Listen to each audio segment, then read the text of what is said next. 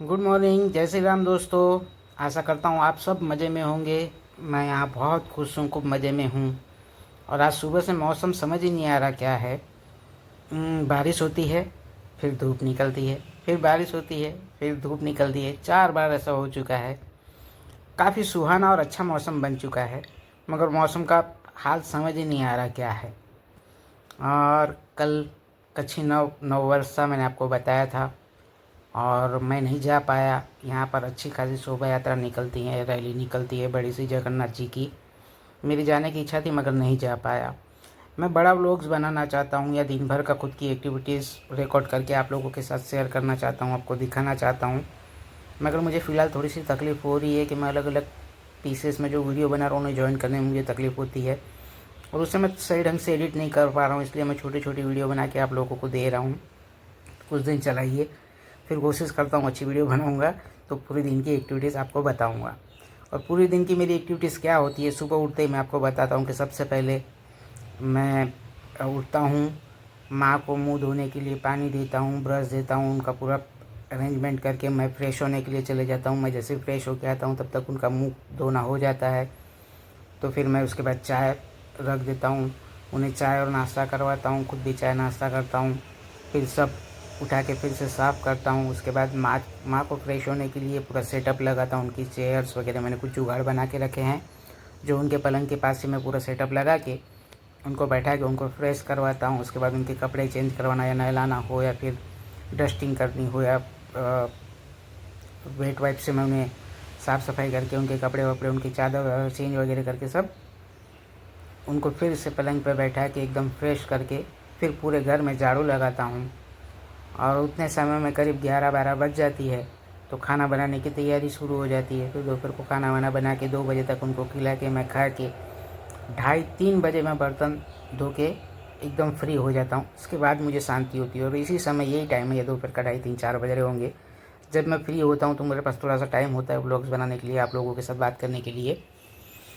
तो इस समय मैं आपको बताना चाहता हूँ, देखिए, जब मैं बिज़नेस करता था, या मैं जब दौड़ता था बाज़ार में, मार्केट में, लोगों के साथ डील करता था, दिन भर सुबह से निकल के शाम तक मार्केट में भटकना, या मेरे शॉप पे बैठना है, लोगों के साथ डील करना, या अर्निंग करने के लिए मेहनत करना, तो उस समय सोच थी कि काफ़ी मुश्किल काम है ये। लेडीज़ लोगों का अच्छा होता है कि दिन भर घर में खाना बनाए, साफ़ सफाई किए, हो गया, कुछ काम नहीं है।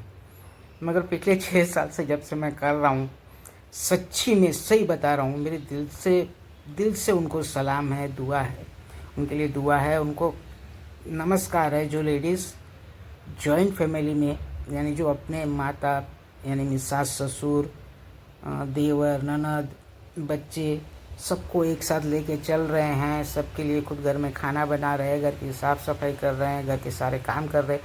क्योंकि हमें लगता है कि घर में कुछ नहीं होए, मगर घर में इतने सारे काम होते हैं, एक करो दूसरा चालू, एक करो दूसरा चालू, एक ख़त्म करो दूसरा चालू। आपका पूरा दिन घर में काम करते करते कहाँ चला जाएगा आपको पता ही नहीं चलेगा। क्योंकि पिछले 6 सालों से मैं कर रहा हूँ तो मुझे पता है। इसलिए सच में सैल्यूट है उन लेडीज़ों को जो घर का काम करती हैं। हम मर्दों को, जो मर्द बिज़नेस करते हैं, हम लोग मेहनत करते हैं, ऐसा नहीं कि हम लोग मेहनत नहीं करते। हमें भी काफ़ी तकलीफ़ें होती हैं, धूप में घूमना, ये करना, वो करना, लोगों से बात करना, कन्वेंस करना, चीज़ें बेचना, ये कोई इजी टास्क नहीं है। मगर घर में भी जो काम लेडीज़ें कर रही है, बच्चों को संभालना, बच्चों को पढ़ाना लिखाना, घर की साफ़ सफाई करना, घर का खाना बनाना, रोज़ के रोज़ आपको जब खाने का टाइम होता है तब सबसे बड़ी मुश्किल आपके साथ होती है। आपके दिमाग में सबसे पहले ये सवाल आता है कि आज क्या बनाना है। ये सबसे इतना डिफ़िकल्ट क्वेश्चन है हर लेडीज़ के लिए, और मेरे लिए भी, कि खाना बनाने से पहले सोचना कि क्या बनाना है, आज क्या खाना अच्छा लगेगा, किसे क्या अच्छा लगेगा, मोम को क्या अच्छा लगेगा, मुझे क्या अच्छा लगेगा, कौन क्या खाएगा। और बनाना समझ लीजिए कि कुछ सोच भी लीजिएगा, चलो आज ये बनाना है, बना लिया ना, इजी है, बना लिए, खा लिए। मगर खाना खाने के तुरंत बाद ही आपको खड़े होकर सारे बर्तन साफ़ करने हैं, पूरा किचन साफ़ करना है, पूरा रसोई साफ़ करना है। ये टास्क बहुत तकलीफ़दायक होते हैं भाई, बहुत तकलीफ़दायक होते हैं। शुरुआत में मुझे काफ़ी तकलीफ़ होती, खाना खाए पेट भर के, और इसके बाद तुरंत खड़ा होकर तो मैं उसे छोड़ देता था। मगर 1 घंटा 2 घंटा अगर बर्तन छोड़ दो, उसके बाद उसे धो ना, तो बहुत काफ़ी गंदा लगता है, मज़ा नहीं आती। इसलिए अब मैं सीख गया हूँ कि जैसे ही खाना हुआ तुरंत बर्तन उठाए, सब साफ़ सफाई एकदम क्लीन करके, पूरा घर नीट करके, उसके बाद ही फ्री होकर बैठता हूँ। तो सच में सैल्यूट है मेरा उन सब लेडीज़ों को जो घर का काम कर रही है। जो भाई हम बिज़नेस कर रहे हैं, हमें उन लेडीज़ों का सम्मान करना चाहिए, और ख़ासकर उन लेडीज़ों का जो जॉइंट फैमिली मैनेज कर रही है। नहीं तो ज़्यादातर आजकल का डर रहा है कि शादी हुई तो चलो हस्बैंड वाइफ अलग जिएंगे, हमारे बच्चे हमारा परिवार, मगर उनका क्या, जो माँ बाप ने इन बच्चों को बड़ा किया उनका क्या, उनकी सेवा कौन करेगा। और ये हर माँ बाप चाहते हैं, हर फैमिली चाहती है, हर एक जोड़ा ये चाहता है कि हमारे बच्चे हमारी सेवा करें, मगर जब खुद के सास ससुर की सेवा करने की बारी आती है तब पीछे हटते हैं। ये बिल्कुल गलत है। अगर आप अपने सास ससुर की सेवा नहीं करोगे तो आपके बच्चे 100% आपकी सेवा नहीं करेंगे। और जितनी इज्जत आप अपने माँ बाप की करते हो उतनी ही इज्जत आपको आपके सास ससुर की भी होनी चाहिए, क्योंकि दोनों सरीखे हैं। अगर मैं मेल हूँ तो मुझे अपने सास ससुर की कदर होनी चाहिए, मेरे सालों सालियों की कदर होनी चाहिए, क्योंकि उन्होंने मेरी वाइफ को बड़ा किया, और मेरी वाइफ को मेरे परिवार की कदर होनी चाहिए, क्योंकि हम लोग एक बंधन में जुड़े हैं, एक फैमिली बिल्ड की है हमने, तो हम सबको मिल के उससे मैनेज करना चाहिए। और एक सास ससुर का भी फ़र्ज़ बनेगा कि वो भी अपनी बहू को एक बेटी की तरह ट्रीट करे। जैसे उनकी बेटी आती है उसे रखते हैं, मगर बहू के साथ वो लोग उस तरीके से नहीं करते, मगर उसका रीज़न होता है कि आप जो दोगे वही आपको मिलेगा। अगर सास ससुर बहू को बहू समझेंगे तो उसे बेटी वाला प्यार नहीं मिलेगा, और बहू खुद के सास ससुर को सास ससुर समझेगी तो उसको माँ बाप वाला प्यार नहीं मिलेगा। अगर हमें ये जीवन का दस्तूर है कि जो चीज़ हमें औरों से चाहिए वो चीज़ हमें औरों को देनी पड़ेगी। हम इंसान हैं, समझदार है, बुद्धिशाली है, हमें खुद का दिमाग थोड़ा सा यूज़ करना चाहिए और सबको थोड़ा थोड़ा मैनेज करके चलना चाहिए। तो जीवन इतना खुशहाल हो जाएगा, इतनी खुशियाँ लाइफ में हो जाएगी कि बयां करना, शब्दों में बयां करना मुमकिन नहीं होगा।